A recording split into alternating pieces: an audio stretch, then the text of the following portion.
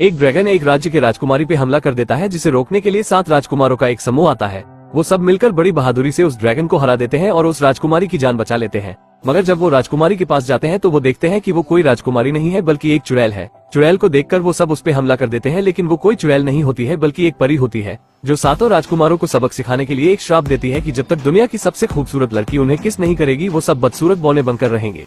दूसरी तरफ रेजिना नाम की खतरनाक चुड़ैल एक जादुई पेड़ के पास जाती है, जिसपे रोशनी पड़ने से उस पेड़ का फल एक जादुई सैंडल में बदल जाता है, जिसे पहनने के बाद रेजिना एक खूबसूरत औरत में बदलने लगती है। लेकिन उस सैंडल का जादू चुड़ैल पर ज्यादा देर तक काम नहीं करता है और वो वापस से अपने असली रूप में आ जाती है। जिसके बाद रात होते ही एक मोटी लड़की चुपके से महल में घुस जाती है, जो असल में एक राजकुमारी होती है और ये उसी का महल होता है। लेकिन चुड़ैल ने राजकुमारी के पिता को मार दिया है और अब वो राजकुमारी को मारना चाहती है। और तभी राजकुमारी उस जादुई पेड़ से उन जादुई सैंडल को लेकर पहन लेती है, जिससे वो एक मोटी लड़की से एक खूबसूरत लड़की में बदल जाती है। लेकिन तभी वहाँ पर चुड़ैल आ जाती है और उस जादुई सैंडल के लिए उस पर हमला करने लगती है, लेकिन राजकुमारी बच जाती है। इसके बाद राजकुमारी एक जादुई झाड़ू पर बैठकर जैसे तैसे अपनी जान बचाकर वहाँ से भाग निकलती है। राजकुमारी के जाते ही जादुई पेड़ की सारी पत्तियां झड़ जाती है, जिससे चुड़ैल गुस्सा होकर एक जादुई आईने के पास जाती है और जादुई आईने से राजकुमारी का पता पूछती है, लेकिन आईने का नेटवर्क बहुत स्लो होता है और वो राजकुमारी के बारे में कुछ भी नहीं बता पाता।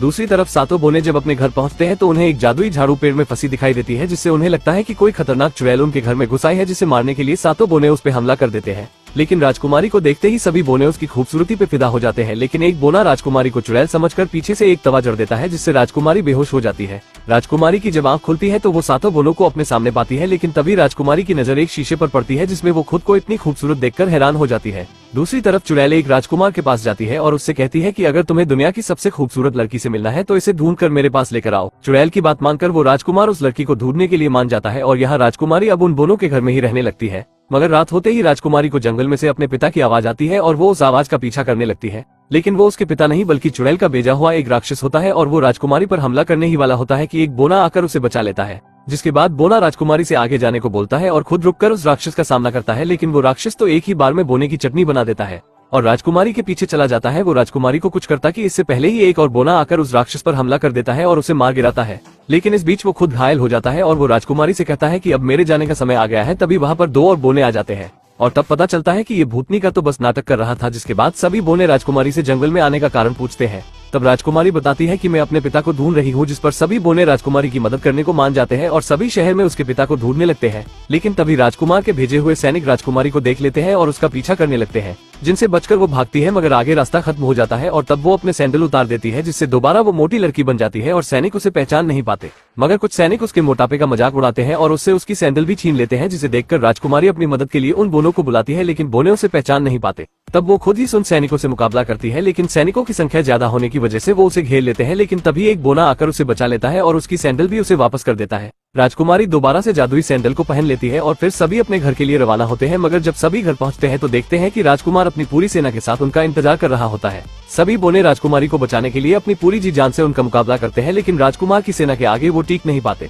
तभी उन्हीं में से एक बोना राजकुमारी को बचाने के लिए अपने घर को ही पूरी सेना पर गिरा देता है। अपनी सेना को हारते देख राजकुमार डरकर वहाँ से भाग जाता है और जब राजकुमार अपने महल जाता है तो वहाँ पर वो चुड़ैल उसका इंतजार कर रही होती है। चुड़ैल राजकुमार से कहती है कि तुम बहुत कमजोर हो, जो एक लड़की को भी पकड़ नहीं पाए, जिससे राजकुमार को बहुत गुस्सा आता है। लेकिन चुड़ैल राजकुमार को एक सेब खाने को देती है और कहती है कि इससे तुम बहुत ताकतवर बन जाओगे। राजकुमार और उनके साथी चुड़ैल की बात मानकर उस सेब को खा लेते हैं, लेकिन वो ताकतवर नहीं बनते बल्कि वो एक बड़े से मॉन्स्टर में बदल जाते हैं। जिसके बाद चुड़ैल उन्हें आदेश देती है कि सभी बोनों को मारकर उस लड़की को मेरे पास लेकर आओ। और यहाँ राजकुमारी मलिंग के साथ आसमान की सैर कर रही होती है और मलिंग का ध्यान नहीं होता और दोनों एक पेड़ से टकराकर नीचे गिर जाते हैं और अपने साथियों से बिछड़ जाते हैं। तभी इस बीच चुड़ैल के भेजे वही मॉन्स्टर इन पर हमला करते हैं, जिनका मलिन अपनी पूरी बहादुरी से सामना करता है, लेकिन वो मॉन्स्टर अभी भी उस पर भारी पड़ रहे होते हैं। मलिन राजकुमारी को बचाने के लिए उसे पुल की दूसरी तरफ जाने को बोलता है और राजकुमारी के जाते ही वो पूरे पुल को ही अपनी बिजली की शक्ति से उड़ा देता है, जिससे मॉन्स्टर खाई में गिर जाते हैं। लेकिन एक मॉन्स्टर मलिन को पकड़ लेता है और दोनों नीचे खाई में जा गिरते हैं। ये देखकर राजकुमारी मलिन को बचाने के लिए समुद्र में कूद जाती है और मलिन को बचाकर समुद्र से बाहर ले आती है। लेकिन इसी बीच उसकी जादुई सैंडल निकल जाती है और उसका असली चेहरा मलिन के सामने आ जाता है। जिसके बाद राजकुमारी मलिन को अपनी पूरी कहानी बता देती है कि कैसे उसे ये जादुई सैंडल मिल गए, जिनसे वो खूबसूरत बन गई। लेकिन मलिन उससे बात नहीं करता और वहाँ से चला जाता है, जिससे राजकुमारी को लगता है कि वो मुझसे नहीं बल्कि उस सुंदर लड़की से प्यार करता है। इसलिए राजकुमारी दोबारा से उन्हीं जूतों को पहन लेती है। तभी मलिन उसके पास आता है और उसे खाने के लिए एक सेब देता है। राजकुमारी इस सेब को खाती कि उससे पहले ही असली मलिन वहाँ आ जाता है। दरअसल ये मलिन नहीं बल्कि वो चुड़ैल होती है जो राजकुमारी को पकड़ने के लिए मलिन के रूप में आई होती है और तभी वो राजकुमारी को पकड़कर अपने साथ ले जाती है। राजकुमारी को बचाने के लिए मलिन भी उसके पीछे पीछे महल में चला जाता है, जहाँ चुड़ैल मलिन को पकड़ लेती है और राजकुमारी से कहती है कि अगर इसकी जान बचानी है तो तुम्हें ये सेब खाना होगा।